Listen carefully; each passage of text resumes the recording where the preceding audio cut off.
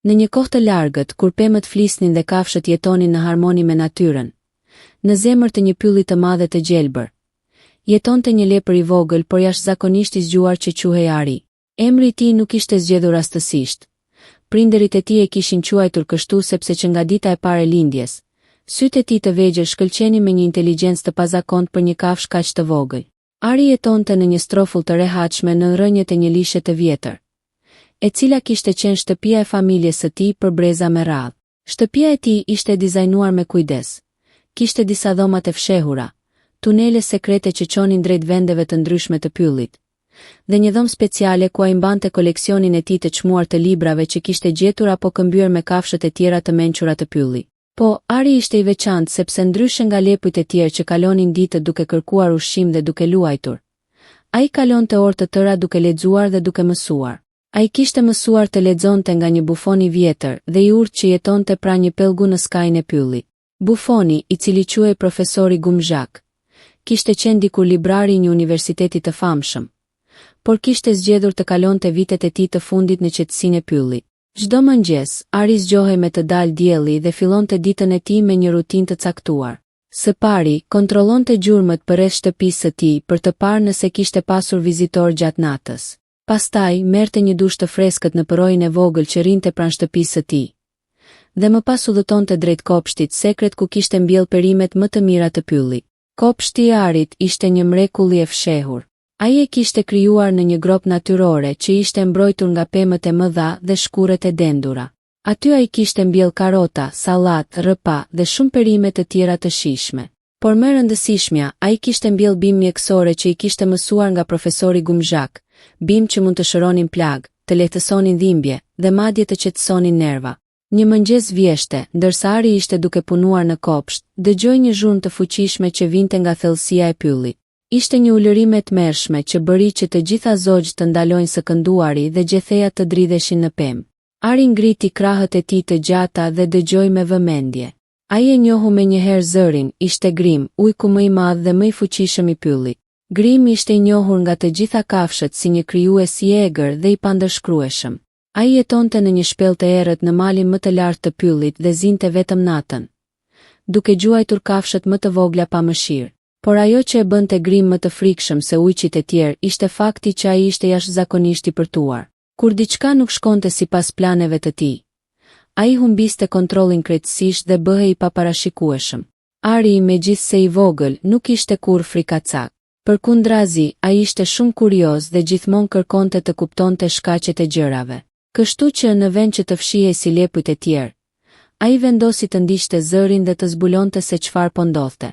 Duke lëvizur heshturazi në përshkure dhe duke përdorur tunelet sekrete që i dinte vetëm ai, Ari arriti pranë shpellës së Grim.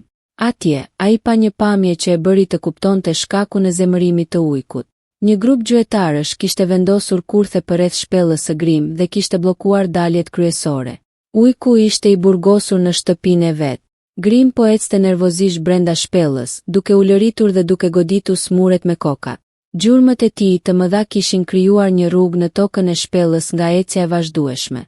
Sytë e tij të kuq shkëlqenin me zemërim dhe frustrim. Kush guxon të më bëj këtë, u lërinte ai. Kur të dal nga këtu, do t'i glabëroj të gjithë. Ari, i fshehur pas një guri të madh, filloi të mendonte.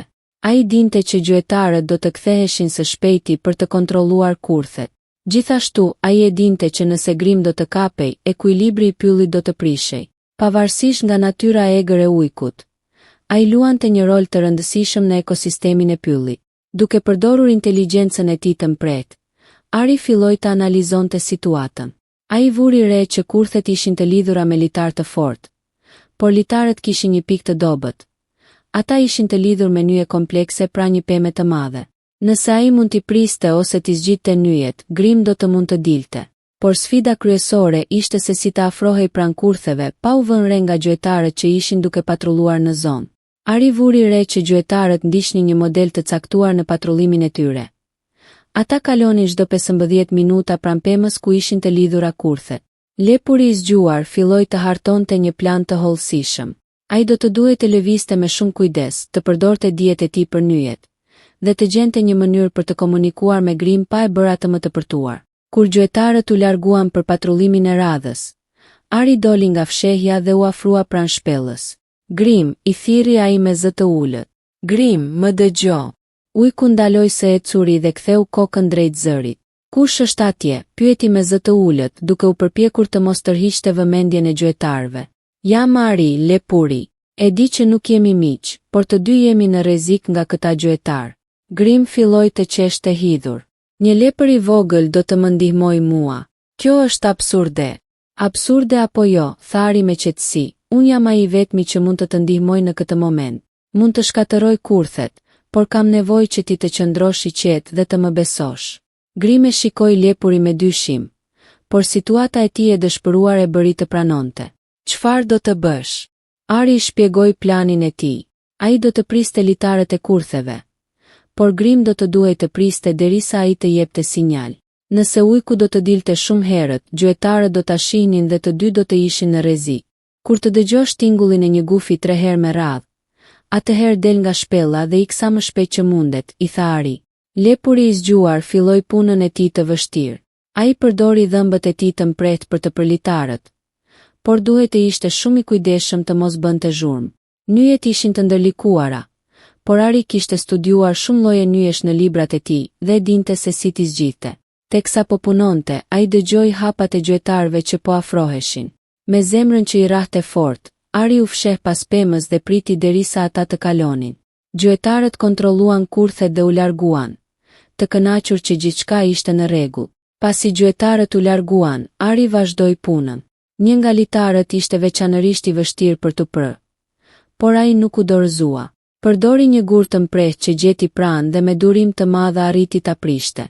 Kur të gjitha kurthet ishin të prishura, Ari bëri tingullin e gufos 3 herë, ashtu siç kishte premtuar.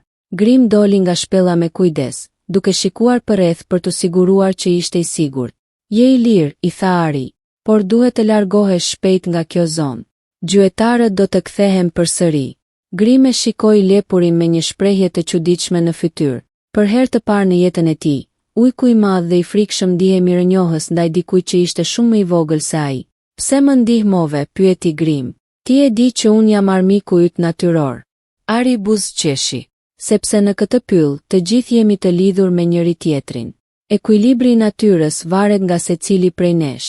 Përveç kësaj, nuk më pëlqen padrejtësia, pavarësisht se kush është viktima. Grim qëndroi I heshtur për një moment, duke menduar për fjalët e lepurit. Unë mund të jap fjalën time që nuk do të dëmtoj kur, tha ai më në fund. Dhe nëse dikush tjetër do të kërcënoj, do të më gjesh pranë teje. Nga ajo ditë, Ari dhe Grim zhvilluan një miqësi të pazakontë. Ujku mësoi nga lepuri vlerat e durimit, të mendimit strategjik dhe të kontrollit të temperamentit. Ari nga ana tjetër mësoi nga Grim për guximin, forcën e vullnetit dhe rëndësinë e të qenit I vendosur. Gjatë stinës së dimrit, kur ushqimi bëhej I rrallë, Ari ndau kopshtin e tij me Grim. Ai mësoi ujkut se si të mbillte perimet e veta dhe se si të përdorte bimët mjekësore. Grim nga ana tjetër e mbronte lepurin nga kafshët e tjera që mund ta kërcënonin. Një ditë, një çift dhelpra të egra erdhi në territorin e tyre, duke kërcënuar të gjitha kafshët e vogla. Dhelprat ishin të njohura për dinakërinë dhe mizorjen e tyre. Ata kishin vendosur të kontrollonin pjesën më të pasur të pyllit dhe po detyronin kafshët e tjera të largoheshin. Kur Ari dëgjoi për këtë, ai e dinte që duhej të vepronte. Por kësaj radhe, ai nuk ishte vetëm. Grim qëndroi pranë tij, I gatshëm të luftonte. Jo, I tha Ari ujkut. Dhuna nuk është përgjigja. Le të përdorim inteligjencën. Lepuri hartoi një plan të mençur. Ai e dinte që dhelprat ishin krenar dhe arrogant. Kështu, ai u dërgoi një sfidë, një konkurrencë inteligjence ku fituesi do të kontrollonin territorin. Dhelprat pranuan, duke qeshur me përbuzje. Si mund të humbiste një lepër I vogël? Konkurenca përfshinte 3 prova. Së pari zgjidhjen e një enigme të ndërlikuar. Së dyti gjetjen e një objekti të fshehur në pyll. Dhe së treti shfaqjen e aftësisë për të ndihmuar komuniteti e pyllit. Në provën e parë, Ari zgjidhi enigmën brenda pak minutash, ndërsa dhelprat u munduan për orë të tëra pa sukses. Enigma ishte: çfarë bëhet më e madhe sa më shumë që të heqesh prej saj? Përgjigja ishte gropa, diçka që Ari e dinte nga përvoja e tij me tunelet. Në provën e dytë, Ari duhej të gjente një lule të rrallë që lulëzonte vetëm në vende të caktuara. Duke përdorur njohuritë e tij për bimët dhe marrëdhëniet simbioz në natyrë, ai e gjeti lulen brenda një ore. Dhelprat kaluan gjithë ditën duke kërkuar në vendet e gabuara. Prova e tretë ishte ajo që vërtet tregoi karakterin e secilit. Dhelprat tentuan të mashtronin duke pretenduar se kishin ndihmuar, por Ari prezantoi dëshmi konkrete të ndihmës që ai kishte dhënë gjatë gjithë vitit. Kopshtin që ndante me të tjerët, bimët mjekësore që kishte dhënë kafshëve të lënduara, dhe madje shpëtimin e Grim nga gjuetarë. Dhelprat, të mundura dhe të poshtëruara, u detyruan ta pranuan humbjen. Ata u larguan nga territori, por jo pa premtuar hakmarrje. Kjo nuk ka mbaruar, thirrën ata teksa iknin. Do të kthehemi. Muajt kaluan dhe jeta në pyll vazhdoi të rrjedhte paqësisht. Ari dhe Grim ishin bërë miq të pandar. Ujku kishte mësuar të kontrollonte temperamentin e tij dhe tani ishte i njohur jo si një hajdut i egër, por si një mbrojtës i drejtë i pyllit. Ari nga ana tjetër kishte fituar besimin dhe respektin e të gjitha kafshëve. Por një ditë vere dhelprat u kthyen, dhe kësaj radhe ata kishin sjell përforcime. Një grup ujq të egër nga një pyll tjetër. Këta ujq nuk njihnin rregullat e pyllit të Arit dhe Grim dhe ishin të etur për luftë. Tani do të shohim se sa i zgjuar je, i thiri dhelper i vjetër me një buzëqeshje të ligë. Situata duke e pashpresë. Ujqit e rinj ishin më të shumt dhe më agresiv se Grim. Kafshët e tjera të pyllit ishin të friksuara dhe po fshiheshin. Por Ari nuk u dorëzua. Ai e dinte që kjo ishte betejë më e rëndësishme e jetës së tij. Jo vetëm për veten, por për të gjithë komunitetin e pyllit që ai donte. Grim, i tha ai shokut të tij, a më beson? Me jetë, ju përgjigj ujku pa hezitim. Ari zbuloi planin e tij më të guximshëm deri atëherë. Ai do të përdorte inteligjencën për të kthyer agresorët kundër njëri tjetrit. E dinte që ujqit e rinj nuk ishin miq të vërtet të dhelprave. Ata ishin vetëm aleat të përkohshëm. Dhe dhelprat nga ana tjetër i shihnin ujqit si mjete për të arritur qëllimet e tyre. Duke përdorur njohuritë e tij për psikologjinë e kafshëve dhe dinamikat e grupeve, Ari filloi të përhapu informacione të gabuara midis dy grupeve. Ai bëri ujqit të besonin se dhelprat po planifikonin t'i tradhtojnë pas fitores, dhe dhelprat se ujqit po komplotonin për t'i eliminuar ata. Njëkohësisht, ai organizoi kafshët e tjera të pyllit. Secili do të luante një rol në planin e tij të madh. Zogjt do të shërbenin si piun, rëshanokët do të krijonin konfuzion, dhe arinjt do të mbyllnin rrugët e daljes. Kur dita e betejës erdhi, plani i Arit funksionoi me përsosmëri. Ujqit dhe dhelprat, të dyshimt për njëri tjetrin, filluan të luftonin midis tyre para se të sulmojnë kafshët e pyllit. Në kaos që u krijua, Ari dhe aleatët e tij arritën të mposhtin agresorët pa dhunë të konsiderueshme. Dhelprat dhe ujqit e huaj u larguan përsëri, kësaj radhe përgjithmonë. Ata kishin mësuar që inteligjenca dhe bashkëpunimi ishin më të forta se dhuna dhe agresiviteti. Pas kësaj fitoreje, Ari u bë i njohur në të gjithë rajonin si lepuri i madh i mençur. Kafshët vinin nga pyjet e largëta për të kërkuar këshillat e tij. Ai themeloi një shkollë ku mësonte kafshët e reja se si të zgjidhnin problemet me inteligjencë dhe jo me forcë. Grim u bë ndihmësi i tij më i besuar dhe mësuesi i parë i shkollës. Ujku i dikurshëm i përtuar tani kishte mësuar të ishte i durueshëm dhe i urtë. Ai mësonte kafshët e reja se si të kontrollonim zemërimin dhe të përdornim forcën vetëm për të mbrojtur, jo për të sulmuar. Vitet kaluan dhe pylli u bë një vend paqeje dhe harmonie. Historiat e Arit dhe Grim u transmetuan nga brezi në brez, duke u bërë legjenda. Një ditë, kur Ari ishte bërë shumë i vjetër dhe i urtë, një lepër i vogël erdhi tek ai me një problem. Zoti Ari, tha lepri i vogël, ka një ujk të ri në pyll që po kërcënon të gjitha kafshët. Çfarë duhet të bëj? Ari buzëqeshi me urtësinë që vjen me vite. Fillo duke e kuptuar atë, i tha ai. Çdo kafshë agresive ka një shkak për sjelljen e saj. Gjej shkakun dhe do të gjesh zgjidhjen.